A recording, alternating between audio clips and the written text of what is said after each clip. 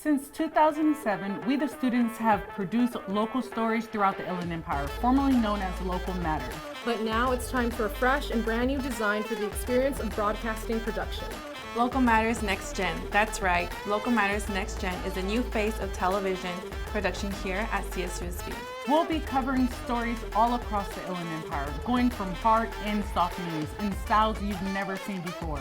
This is Local Matters Next Gen.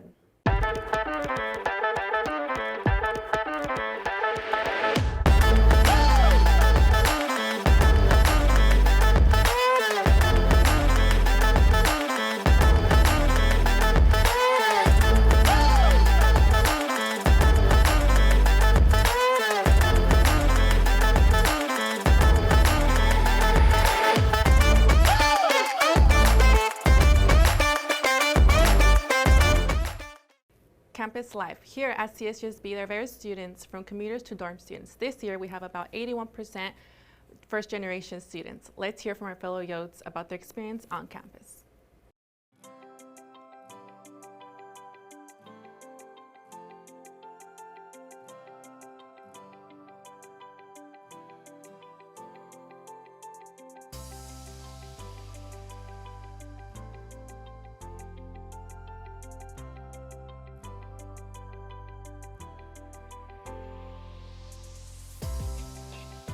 Something that I wish I knew was probably the fact that the college application is super easy and that you have a lot of resources on your high school campus, and then the college itself is also very understanding of anything that you have to do.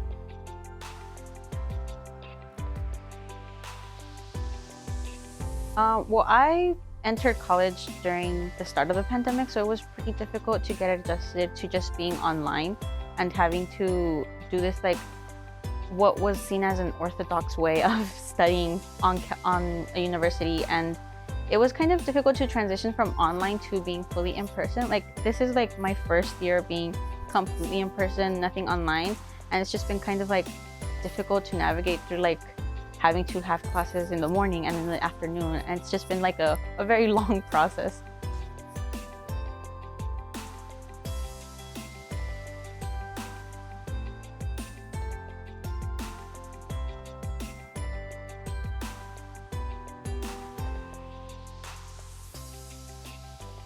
The accessibility that I have to on-campus stuff, such as the gym, and as well as just being able to be here and have closer access to my professors when I go to classes. The events that are put on by the different affinity centers on the 3rd floor of the SMSU North. Also, there's various clubs. A lot of them are well known, and they have pretty fun events as well. I would just say, don't get stressed, don't get overwhelmed, because I know it can be very difficult to do things by yourself, especially as a first-gen student, because you don't have people that understand what the college application process is like. So just make sure you reach out to help and be calm when you're doing everything. It should be a simple process. You'll get through it. Advice for new students is get involved in clubs, because in high school I wasn't really involved. But now that I'm on campus, I get to be more involved and meet new people, which is great. I would say get involved as much as you can, because, for example, for me, since I started my freshman year in 2019, COVID happened and I had to go back home for my sophomore and junior year, so I didn't get to get involved as much as I wanted to. But now that we're back on campus, I would recommend to get involved as much as you can. Is that it's a very fun school. There's a lot of clubs, and I guess I'd want people to know that there's a lot of resources on campus that can help you. And there's a lot of places that you can go to if you're feeling like you need someone to talk to or you need help in something. I wish people would know that it is a great campus. It doesn't matter how, because you know how some other campuses are more recognized, and that's understandable, but even though this is a smaller campus, I think this is a good one for you to attend.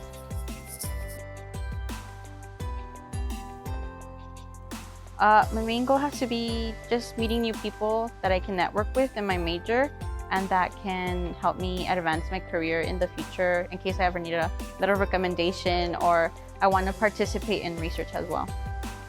My main goal here is, aside from being able to learn, is having the relationships that I have built so far, being able to have them until later in my life. Even though I'm gonna graduate soon, I would like to have them, let's say, forever. My main goal here is to finish my bachelor's degree and also be more involved in clubs. Like, I want to try to be an RA, but I'm not really sure. And I also want to become a board member in the Lubos, the Filipino club.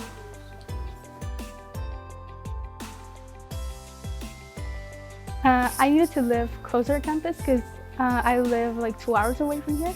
So commuting wasn't really my first option. And now that I'm here, I'm glad I did because I got to meet my friends. It's actually both. I wanted to do it for the experience and to know what it's like to live in a home with different people that I don't know, and also to be closer on campus so I don't have to drive back and forth.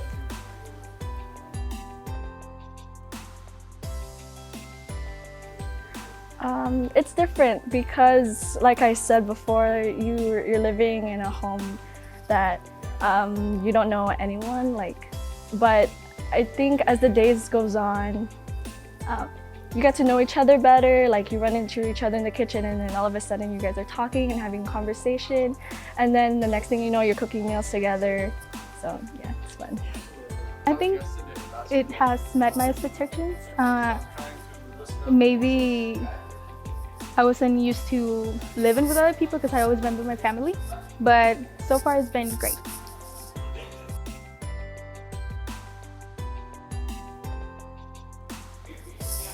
I don't think it's necessary for everybody because it depends on your situation, but I do think it helps you get involved more because you're here all the time. So if let's say you want to join a club or a sport, it'd be more accessible for you to be here. I don't think it's necessary because everyone's different. Some people want to commute to save money, or it's just that their house is closer to the school. Rock climbing, a lot of students may not know, but here at CSUSB's Rec Center, we have rock climbing available to students. However, not many are up to climbing the wall. Let's see what those who are interested in rock climbing have to say. Rock climbing. Did you know it's a thing? Besides the playground walk walls and the carnival walls, it's an actual sport. Quite a physical one too. So much so it's now an Olympic sport. There's a love around this sport that people can't even fathom, or even begin to fathom. It's become a lifestyle to most that pick it up. Just look at the movie Free Solo. That put a spotlight on the world of bouldering, which is a type of rock climbing, and it's blown up ever since. Looks crazy, right? Pretty impressive? Well, yeah, that's not me. That's me, the guy struggling. Hi, I'm Isaiah Rivera, and I've been climbing for 1.5 years. I know, I'm not as impressive as the other person you just saw, but I'm decent. So, you're going to be hearing from a friend of mine and myself, and hopefully this gives you more of an insight on the world of rock climbing. Ready? Okay, take it away, Sam. Hi, my name is Samantha Vasquez, and I've been climbing since May of this year, actually. So when it comes to rock climbing, people should always try it. People should give it one shot. But some want to know, what keeps you coming back? For me, it's a challenge. I say I have a fear of heights. And in this environment, it's safe and manageable. And just the challenge of challenging yourself physically and mentally, it keeps me coming back. How about you, Sam? What keeps me coming back is definitely the climbing community. Everyone there is so accepting and fun, and you can really make friends with anyone when you're there, when you're climbing, and just the progress that I feel mentally and physically. What made me want to try rock climbing is just, why not? I have a friend that climbed for 2 years, and He's always wanted me to go, and as I said, I'm not good with heights. So I told him once I could do a pull-up, you'll get me there. The day came and I went, and I guess you could say I fell for it. There was a climb that I couldn't do, and I just had to go back and finish it. And that's when I knew. For some people, trying it out is just a one-time thing, and that's fine. Or they get dragged with their friends, and that's fine. Or you may have certain situations, such as Sam's. So what made me want to try climbing was it was actually a first date, and it actually worked out because we're actually still together. Once you try climbing, there are quite a bit of benefits that you see. You see your physical health, improving. You get more back muscles, you engage more of your back, and next thing you know, you could do more than one pull-up. Health-wise, it's tremendous. There's nothing like a day where you could just cool down and just relax and take your problems out on something else. Were there benefits that you seen, Sam?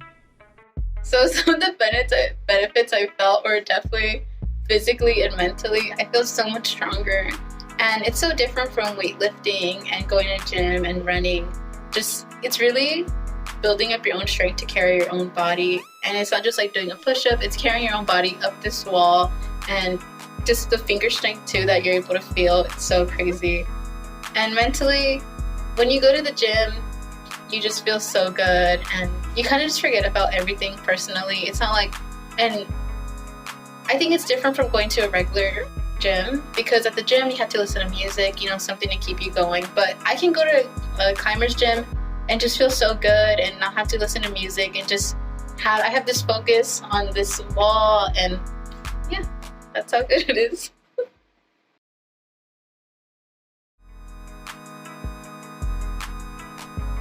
Now there you had it, folks. That's pretty much it, honestly. There's not much more I can say about climbing. Like I said, I'm still a beginner. I'm not great. I'm not terrible. But I'm at a good, decent beginner spot. And I'd say, give it a shot, guys.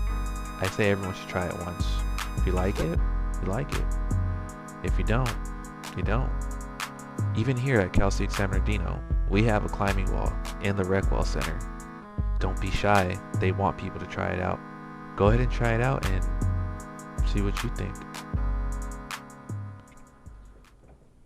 State of housing. Hey Tara, do you plan on buying a home after college? Definitely, someday. Who doesn't dream of owning a home one day? I do too, but have you heard of all the obstacles you have to overcome? Let's check it out.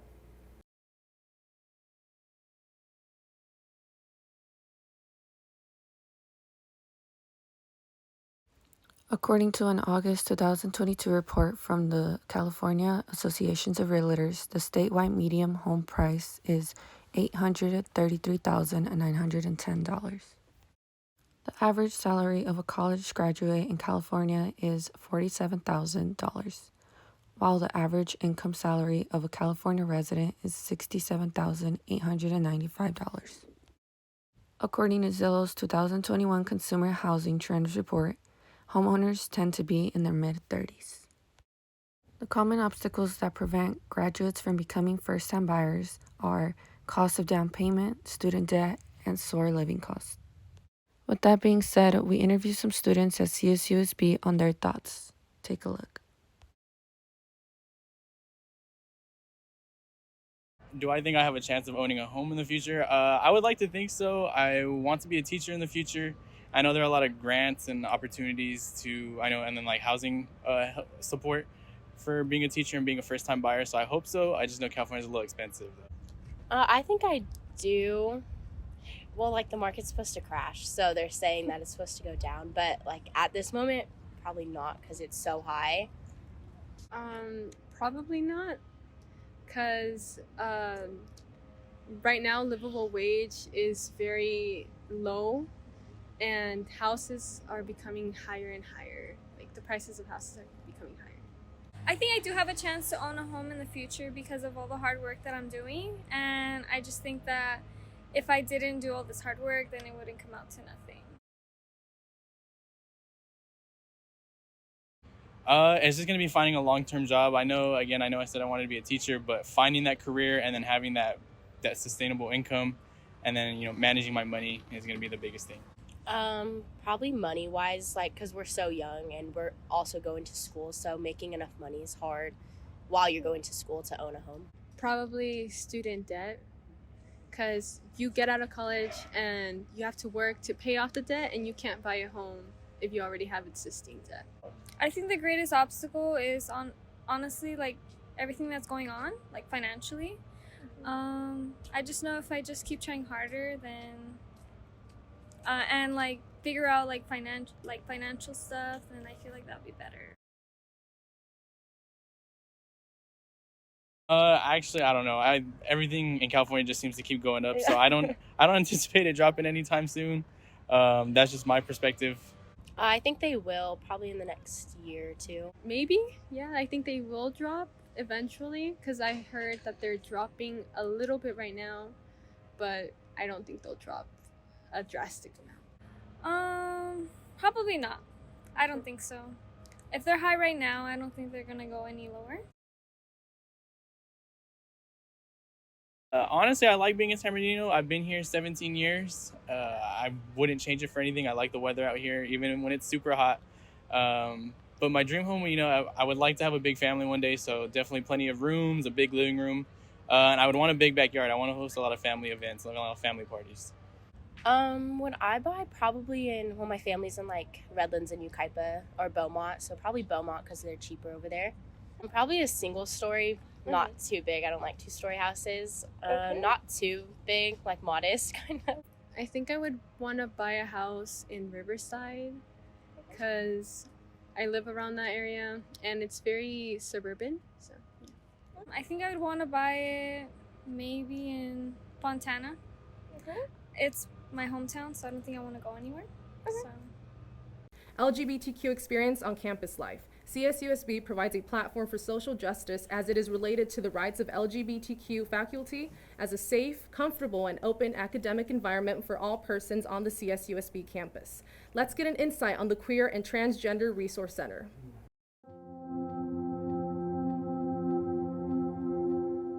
I didn't think that much about the queer community I would find here at CSUSB before coming here, but it is alive and well and booming. I started at CSUSB fall 2020 when everything was online. So from there, I just kind of was virtual in terms of how I connected with people. So I was on KD Connection a lot, and from there I was able to participate in a lot of events that the Queer and Transgender Resource Center, or QTRC, held. So that helped me gain a sense of community while I was still figuring out like being in this new space. So before I transferred to CSUSB, I actually was at JV College, which is a community college. And I feel for me personally, I didn't feel connected to anybody on campus. I didn't really see much discussion in terms of like any LGBT activities or studies or resources. So I think it was a very stark difference when I finally came to CSUSB, where they have a resource center, where they are so open about just identity here.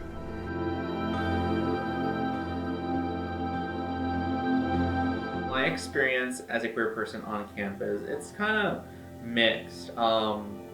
With the areas that I usually have been in, I feel supported and accepted, whereas there are certain parts still that I can tell that there's still some intolerance towards the queer and trans community. Well, I see a lot of people who are just not ignorant, but they're kind of not fully aware of certain topics.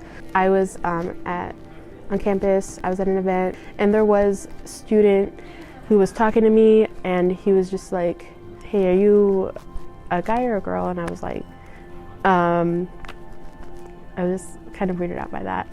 And he was just like, "Oh, I couldn't tell, I thought you were a guy."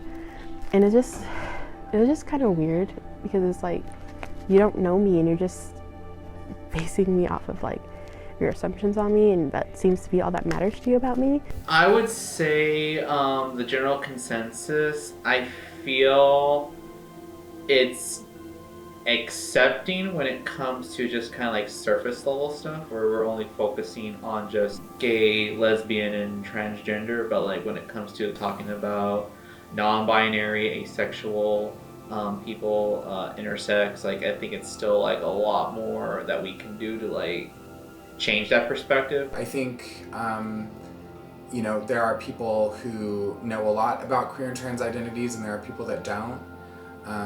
I find that most of the time people are minding their own business around stuff. I wouldn't say that I have found the campus to be particularly hostile in terms of like how the student body interacts with each other, or like the ways in which faculty and staff interact with each other. I think there are a lot of like policies and processes and procedures that need a lot of work. I think there's a lot of like infrastructure that we could do as administrators to like help better support like queer and trans people on our campus. And I think a lot of it just has to do with the fact that like people don't know.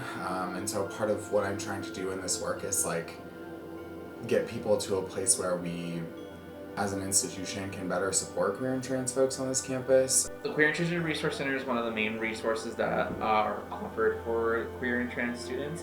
What we do is we provide a resource guide that has like off-campus resources, whether it's, you know, mental health, spiritual health, dental care, prescription services, ACE competent healthcare, and like blogs to kind of like help understand like how to better support the ACE community. So we do offer that, and we also provide with off-campus partners like True Evolution to provide free rapid HIV testing, and we kind of go from there based on like what is needed within our community. Everywhere from LA to Coachella Valley, like we cover that whole entire geographical region in terms of like the resources we can refer people to. I think our physical space too has been a really important space on campus. You know, we have like on our busy days like 20 or 30 people in here at one time, like studying or hanging out and getting to know each other, but most importantly like building community. I spend way too much time here at the QTRC, the Queer and Trans Resource Center. It's an extremely welcoming and inviting space. I also feel like the queer elders and professors that exist here, not only are they just queer, but they understand what it means to be fundamentally queer. I would just say kind of like network in a way, because when you network, you gain these experiences and you gain these connections that, you know, not only help you in the long run, like on your time here as a student, but also like outside when you're finished graduating. You know, I really discovered that I didn't know as much about myself as I thought that I did. And I only learned more and more about myself and grew as a person when I started finding queer community. That's what I would suggest for someone who's like first starting college, is like find queer community. It's so important, because as queer and trans people, like we take care of ourselves when no one else will. And so it's really important to find queer community to be in, so that like we can be our like genuine and authentic selves.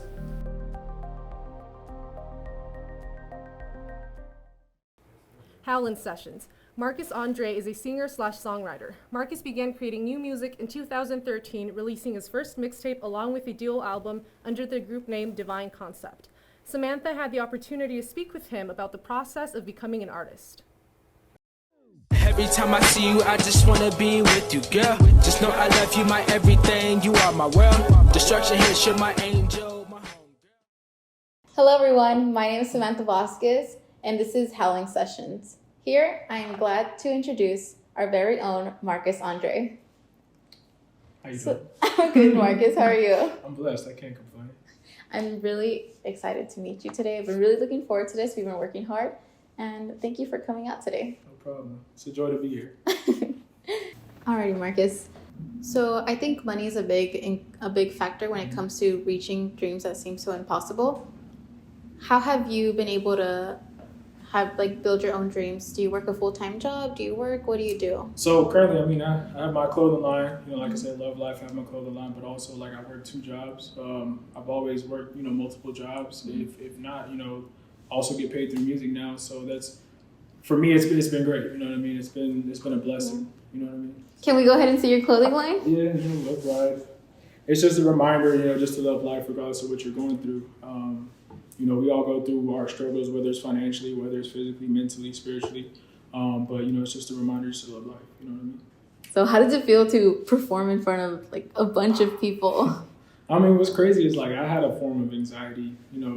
Before I even got on my first show, like I threw up. You know what I mean? I just had that anxiety, but like I knew that I had a message that I wanted to tell people. Like I based my music a lot around love or my experiences within the world or somebody else's experience within the world. So it's like I had to overcome just that anxiety inside. And I still get nervous before shows. You know what I mean? Yeah, I totally understand. But what's crazy is just like a lot of the more intimate shows, like, where there's like, let's say like a poetry lounge or something, those are a little bit tougher, because like everybody's just sort of like looking you in your eyes and your soul. It's crazy. It's crazy. As crazy as that sounds, but the more people, the easier it is because you can scan everybody. Rather than just like being so deep with somebody. You know what I mean? Yeah, especially I think when maybe it's a more intimate show, your messages are really coming through because when there's a lot of people, there's so much things going on, but that person is really going to take whatever message you give to them and really take it to heart. So you're like, I need to deliver this message right. For sure. So what's a message that you try delivering in at least all your songs? Just love, honestly, like whether it's self-love, love within relationships, loving, the next person, like if we love more, like we would live in a better place. So love is like really like the basis of all my music. You know what I mean? Agree. Yeah, I totally agree. That's beautiful. How does your mom feel about you doing this? My mom loves it. Good. My mom loves Good. it. That is awesome. I'm really glad you have your mom's support. That's something that is so important. Just your family, they have your back. For sure. Alrighty, Marcus. What is going to be my favorite song you play tonight?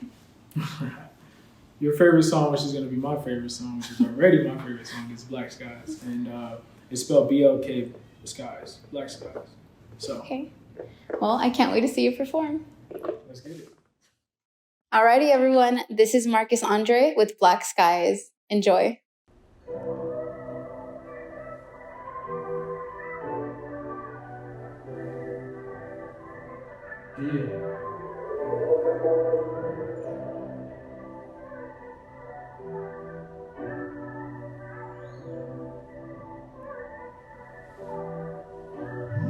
Girl, I miss your smile and everything about you. Girl, I miss your voice talking on the phone. Girl, it's been so hard just to be without you. Now, baby girl, tell me when you coming home. I know a million times that I said I'm sorry. I really mean those words when I say I love you. I miss everything that I felt for. Baby girl, just know that you know I love you. I really do. And I'm sorry for what I've done. It's black sky, hey. And I'm sorry for what I've caused. It's black sky. And we have a canvas as you take a picture. I let you have a brush and then we switch it. I know that you're on campus when you listen to this. Automatic feels just like the windows. I let the top down, forcing the drive. I know that you were hurt, but that's not today. And I'm truly sorry for the pain I caused. I know that you don't care what I'm about to say. What I'm about to say. But I'm sorry for what I've done. It's black sky, hey. And I'm sorry for what I've done. It's black sky.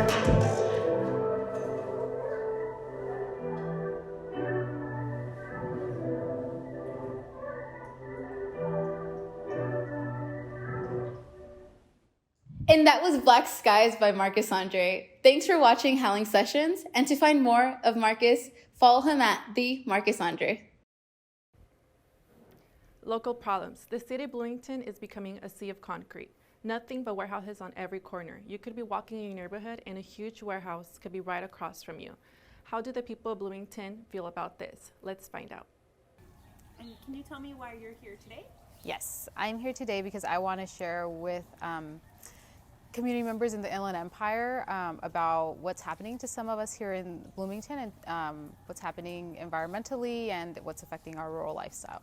the Inland Empire, Bloomington included, has been really recently invaded by warehouses, and with that comes environmental pollution, and with that comes more truck traffic, and those are all things that really threaten the way that we've lived in a calm residential equestrian lifestyle here in Bloomington.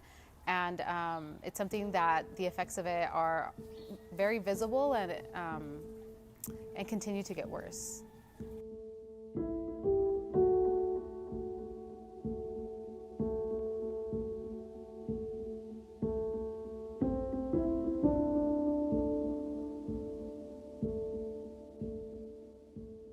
Good morning, my name is Alejandra Gonzalez, and I am a community member here in Bloomington.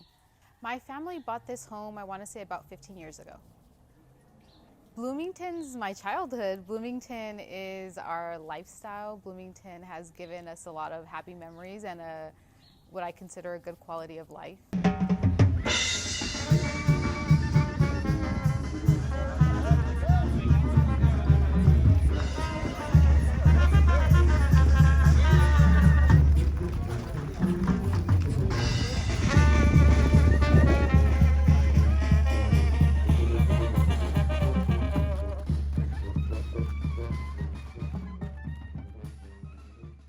Bloomington in particular, it was probably when they built the warehouse that's located on Slover. It's an Amazon warehouse. It's right behind a residential neighborhood. And then it became even closer and apparent to us when they built the warehouse that's located, and you can see from our backyard. That was another, oh wow, it's here, it's happening now. And then most recently with the Bloomington Business Park project that's proposed to rezone 213 acres of residential land into industrial commercial space. That's really when it's like, wow, they're really changing the makeup of what we call home. We all know California needs more housing, but in some parts of the state, like the Inland Empire, developers are buying land meant for residential units to build warehouses.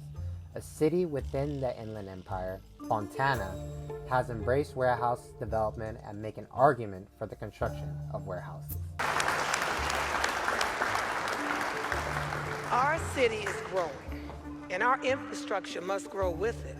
We are the largest city in the largest geographic county in the U.S., and our population is expected to reach 280,000 by the year 2040. New residential and commercial development, along with easy access to major transportation corridors, are imperative to the success of our city and region. Fontana has become the hub for our region's growth in manufacturing, transportation, and logistics. Many think of these buildings as just warehouses, but they are job centers. I want to change the narrative right now. They are job centers. These job centers provide a wider range of employment, from entry-level to highly skilled positions for our Fontana families, neighbors, and friends.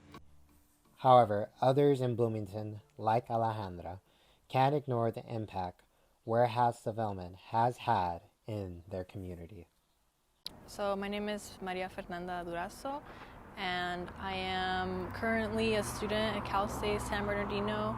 I'm on my last semester, so I'm graduating this fall. I started last year because I was taking a photo class, and so I was kind of, brainstorming about what I could do with my projects. And so I realized I could document, Bloomington, since I've never actually done anything like that. So I realized I should really start documenting it before it starts changing drastically to the point where no one's gonna know what it was before. I went to the library, the Bloomington branch library, and I asked if they had any archival documents, and they only really had this plastic box, and that was all they had. It had what was it? It was a essay written by, I think, a Cal Poly student, in the 70s. Yeah, and that's really all they had. Some yearbooks, some old newspaper clippings, and that's what I found. And so I realized there was a lack of photos and history. So that's why I also wanted to, contribute to that. I post a lot of my stuff, my photography on Instagram, and then I recently did a Bloomington exhibit with my friend Daniel Sigala. They also live here in Bloomington, and so the whole show was about the land and how it's been changing in Bloomington. And so a lot of people did go, and we also had little like flyers, brochures, talking about it so people could take it home with them. And we also had Instagram scan codes on there so they could, reach out or look at the Concerned Neighbors of Bloomington's Instagram. The issues that are going on in Bloomington, since there's a lot of warehousing development going on, and I've been kind of just documenting the whole landscape currently as it is right now before, it completely changes and turns into, like a warehouse city.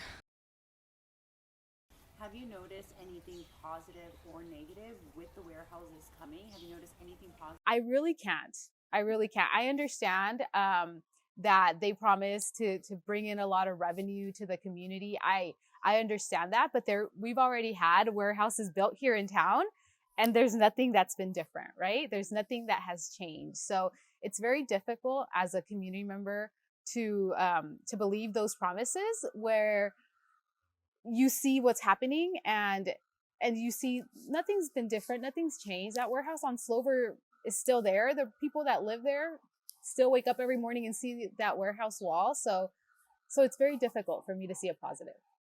It's because of community members like Alejandra and Fernanda is why the Bloomington community are fighting back against the warehouse development to preserve their way of life.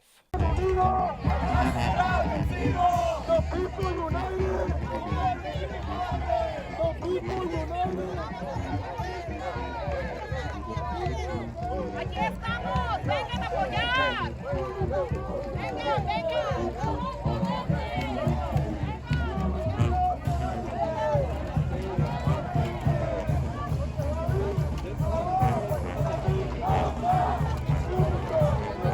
For me, this is a super special moment for me because I'm from Bloomington. I grew up here, and this community is super important to me.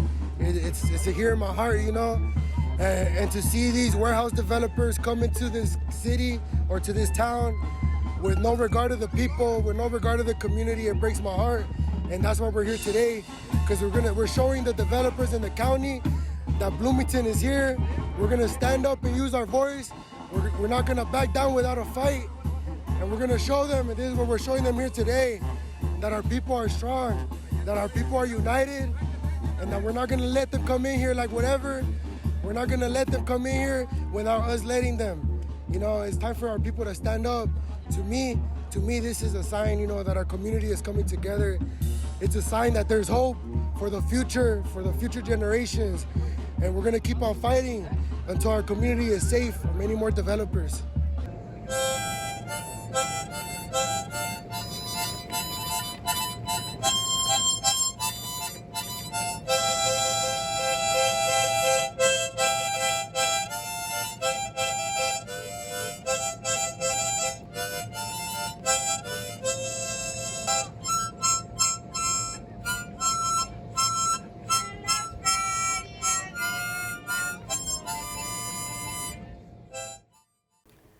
Labels and racism. Today's race labels are used for identification, culture, and awareness. Due to ongoing racial conflict and policing issues, we will be interviewing staff and students at CSUSB to find out if race labels maintain racism. You want to know how we break down systemic racism? We remove the label that divide people. Race labels maintain racism, racial conflict, and policing issues. Race was created out of racism to maintain racial division. Today, race labels are used for identification, culture, awareness, and due to ongoing racial conflict and policing issues, we're going to interview staff and students at CSUSB to find out if race labels maintain racism. My name is Danny Alas, San Bernardino, me. Hispanic, Latino. There's a lot of gang violence, especially like near where I live. The only thing I heard of is like, you know, it's a lot of like younger crowds and everything. You have gang violence. There's a lot of homeless too, you know, a lot of them. What I've seen is a mix of like Latino and black, you know, growing up in like high school, middle school. Some of my friends would be like, oh, we're part of like this clique or like this gang and everything. And the majority of them were like Hispanic and Latino and black. That's as far as I know. Dejuanice Brewer. I am from Los Angeles, California. I'm a junior at CSUSB. I identify as African American Black. Race and culture tie in together a lot. In my personal preference, my race do not really define me because as a Black woman, everything is stereotyped. Everything is stereotyped. They define us as like you're Black, like that Black girl. The girl with the braids and everything, and that doesn't necessarily define me because now white girls have braids. I've been treated unfairly because of my race. I can remember this one time in grade school, I was a junior in high school, and one of my professors, he, a white male, and he basically I was struggling in math, and he was all like, it's uncommon for African American people to like, achieve, they'll be pregnant young or, they'll be in the system and like, oh, you won't get math, like it's okay. But I'm failing math and yet I'm going to tutoring, I'm doing things to try to improve my grade and he's not really putting any kind of effort in to help me. So I felt targeted then. I feel like in San Bernardino, there's a diverse amount of people and everything, but like if I go to say like somewhere like Ukaipa, where it's like mostly white, then I would feel like out of place and I feel like they wouldn't want me there. And they wouldn't consider me, to be American. I remember this one time we were at a football game for my little nephew, and then we're by a taco stand. And just because of the taco stand, this lady passed by and she said, like, oh, go back to Mexico, which is really weird. And it was in Ukaipa, so I don't understand why, like, just because of that, they don't see us as American. People see their identity differently. Like, I would say I'm Hispanic and Latino, but like if you ask someone else, like, oh, he's not Hispanic, he's whitewashed, he's Americanized, because growing up I didn't speak Spanish.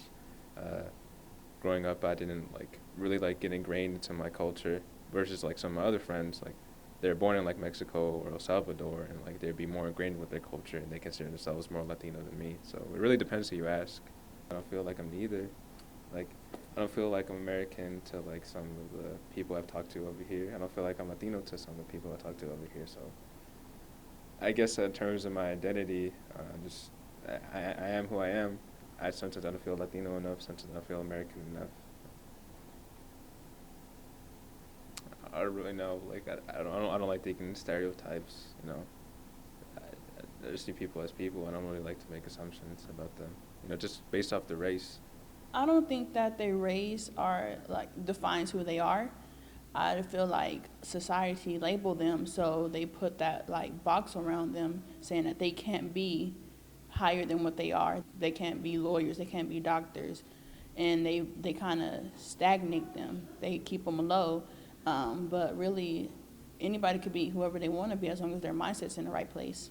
I feel like both. I feel like the label the police get of African American people, but it kind of goes with the people as being black, because so many times they label the police label black people aggressive, game bangers, the people who do wrong. So now they associate crime with African American people or people of color. I don't know. It's deep roots, deep principalities in that whole situation. I think it's both. I think they're taught to be aggressive, and that if there's something happening, you gotta stop the situation with aggression. But I do think there's a fear of minorities. Being honest with you, and that the way they're taught when they're trained is very violent, especially when it comes to minorities. You train police. I feel like that needs to be changed, because I feel like they see people not to serve and protect, but they see people as an enemy, in a war zone and everything. Because whenever it comes to de-escalating situation, it automatically goes to violence. It never really goes to trying to de-escalate, trying to talk to them or anything like that. I've seen not just videos on the internet, but in person, someone getting wrongly identified, as a criminal just because of their race. A lot of my friends growing up here in San Bernardino, they would tell me about experiences about how, growing up here, they get, weird looks from like, white people or like police, just because they're a minority and everything. And just because of that, they get think like, oh, like maybe they're a criminal or something like that. I'm not afraid to express racial issues around my culture or other cultures because they're still going on.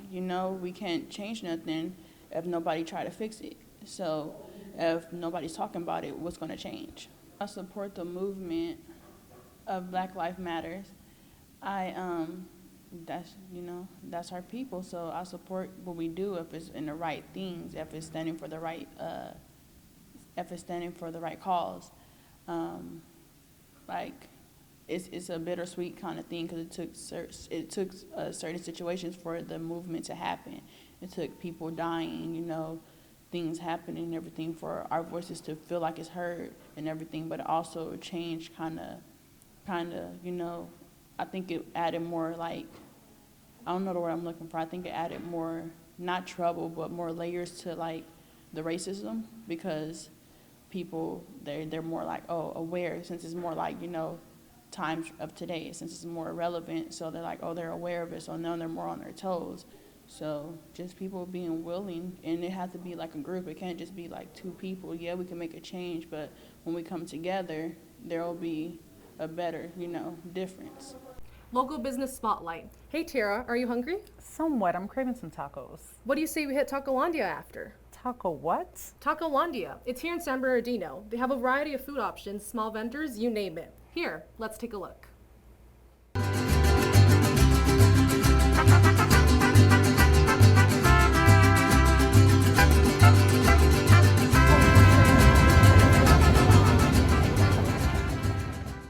Hi everyone, here we are at 909 Tacolandia, only 10 minutes away from our very own Cal State San Bernardino. Are you looking for something to do on a weekend night? Come on over. You get to support local vendors, eat tons of yummy food, and even ride donkeys. Well, so let's go talk to some people. All right, hi everyone, here we are with Richard. So Richard, what is your vendor? What do you guys do? We sell carnitas. It's mostly about carnitas, but we also sell pozole, tortas ahogadas. We're starting to sell tacos de nada, de papa. Just little by little right now. Is this a family-run business? Yeah, it's a family-run business. So this is everyone in your family right here? Yep, it's our whole family. So how do you feel being able to have a place to sell with your family, especially here in San Bernardino? I say it's good because most of the time my mom likes giving out food, so it's it helps us more. Yeah, especially if you're gonna give out food, might as well give it to the locals, right? Are you from San Bernardino? No, I'm from Fontana. Oh, well that's pretty much San Bernardino County though, right? So when did you guys start selling here at 909 Tacolandia? Probably around 6 to 8 months ago. Nice. So how old are you? I'm 15. So you're pretty young, right? Yeah. And here you are working. How do you feel about working and not being at your high school event or anything? Here you are. I mean, I don't really mind because I like helping my mom a lot, and it's really good because I love making her happy and everything. That's so amazing. What do you have for a young business and people who want to start, their own business, especially you being 15? What can you say to young people? I say that if you want to start something, you should accomplish it. Just because people will give you negative comments if you try to start something, just block them in the way and just keep accomplishing. Even if people give you negative comments there and there, just forget them. Just keep the people that's always going to stick by your side no matter what. Well, thank you so much. ¿Cómo te llamas? Me llamo Valentín Sánchez Rodríguez. ¿Y esa es tu compañía? Sí. ¿Por qué escogiste a vender aquí a 909 Tacolandia? Me gusta convivir con la gente, mira, tanta gente, estar con todos, estar a gusto. ¿Eres de aquí? Soy de México. Nací en México, pero vivo acá. ¿Qué te gusta de vender aquí? ¿Por qué aquí? Porque todas las partes donde puedes vender, ¿por qué vendes aquí? Aquí me gusta porque aquí fue la primera vez que vine y me gustó convivir con la gente, estar con la gente. ¿Cuánto tiempo pones en tu compañía? 8 horas. ¿Todos los días? Todos los días, 8 horas. ¿Y quién trabaja contigo? ¿Tu familia? ¿Tus amigos? Mi esposa Jasmine Centeno. Mi esposa, Leo, Gabriel, Sergio, que somos compañeros, trabajamos acá. Ok, pues nosotros somos de Cal State San Bernardino y esperamos que te podamos ayudar a ganar más negocio. Gracias. So, what brought you guys out to 99 Tacolandia? Well, you know, we're playing hitting some dingers at an adult league, and you know, we came to come munch. We heard there's good food here. She told me about this place, so just follow along. You just listen, right? Okay, good, as you should. Okay, so I know you've been living here in Rialto pretty much your whole life. Yeah.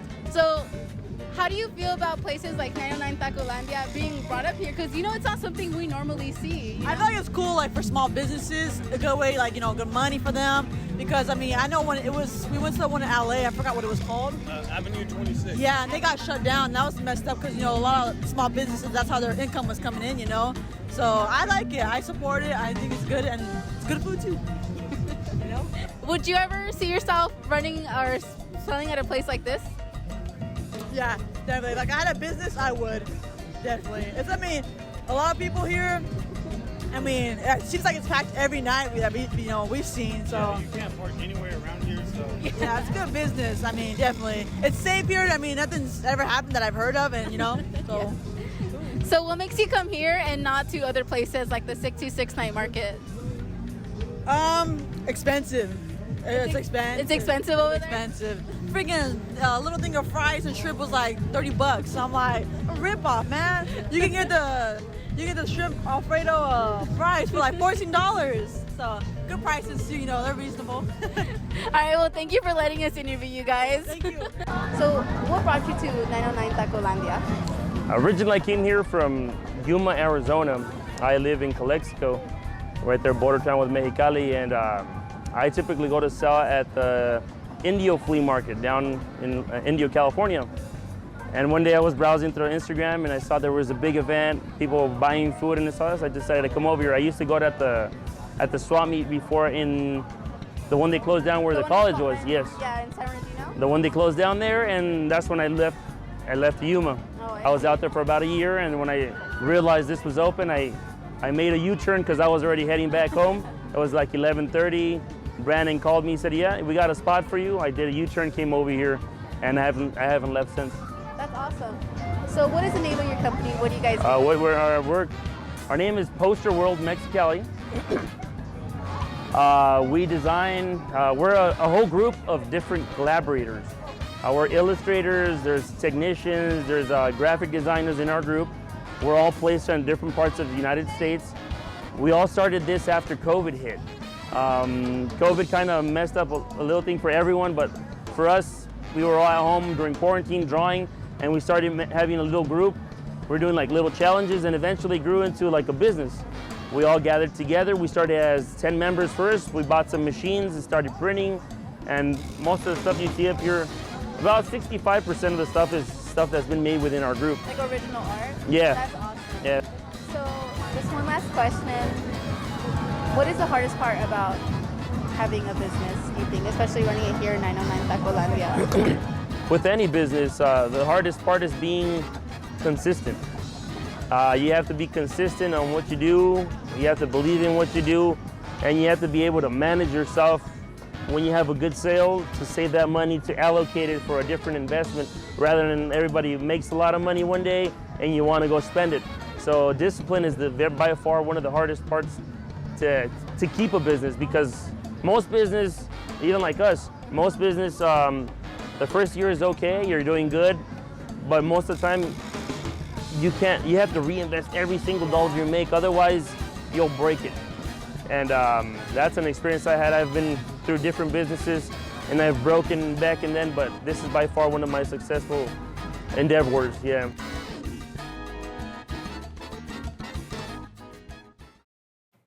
This is the first of many to come. We hope you've enjoyed this new style of Local Matters Next Gen.